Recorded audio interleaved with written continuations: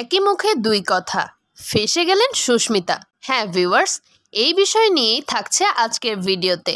Hello viewers, viral video চ্যানেলের পক্ষ থেকে আপনাদের সকলকে জানাচ্ছি শুভেচ্ছা। ইতোমধ্যে আপনারা সবাই নিশ্চয়ই অবগত যে পলাশ সাহার চলে যাওয়ার পিছনে নানা রকম জল্পনা কল্পনা চারপাশে শোনা যাচ্ছে। ঠিক তার মধ্যেই যখন সুস্মিতা সাহার এরকম দুই ধরনের বক্তব্য ফুটে ওঠে, তখন কি জনমনে বিভিন্ন ধরনের সন্দেহ জাগবে? এটাই কি ঠিক না?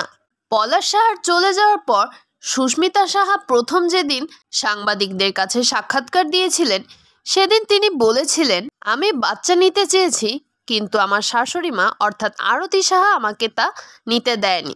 কিন্তু পরবর্তী সাক্ষাৎকারে আবার তিনি জানিয়েছেন যে সুস্মিতা সাহা নিজেই নাকি আগ্রহী ছিলেন না বাচ্চা নেওয়ার জন্য, বরং তার শাশুড়ি মা তাদেরকে এক প্রকার জোর করত বাচ্চা নেওয়ার জন্য। তাহলে ভিউয়ার্স, একই মুখে দুই রকম কথা কি করে বলতে পারে?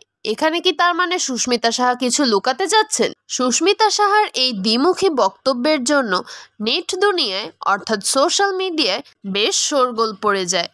একদল মানুষ তো রীতিমতোই সুস্মিতা সাহাকে দোষী আখ্যায়িত করছেন, আবার আরেক দল মানুষ বলছে সুস্মিতা শোকে পাগল হয়ে এসব উল্টাপাল্টা কথা বলছে। সে কি বলছে সে হয়তো নিজেই খেয়াল করে শুনছেন না। ভিউয়ার্স, আপনাদের কোনটা মনে হয়? কোন কথাটা ঠিক, প্রথমটা নাকি দ্বিতীয়টা? বাই দ্য ওয়ে, এই বিষয়টি ছাড়াও সুস্মিতা সাহার আরও অন্য একটি বক্তব্যে এরকম দ্বিমত ফুটে উঠেছে। প্রথমবার তিনি বলেছিলেন যে পলাশ সাহার পরিবারে অর্থাৎ আরতি সাহা তাকে কিনা কাজের মেয়ের মতো ট্রিট করে, কিন্তু পরবর্তী বক্তব্যে তিনি আবার বলেছেন যে বাসার বুয়াই সব কাজ করে, মাছ কেটে ধুয়ে রেখে দেয় আর ফ্রিজে সেটা তুলে রাখেন সুস্মিতা সাহা। তাহলে এখানে বারবার কেন কথার মধ্যে দুই রকম ভাব ফুটে উঠছে? সুস্মিতা সাহাকে আসলেই কিছু লুকাতে চাচ্ছেন, নাকি এর ভিতরে আছে অন্য কোনো কাহিনী বা রহস্যের গন্ধ? ভিডিওটি দেখে আপনাদের মন্তব্য জানাতে একদমই ভুলবেন না। আর আজকের মতো এখানেই বিদায় নিচ্ছি। পরবর্তী ভিডিও দেখার জন্য সকলকে আমন্ত্রণ রইল।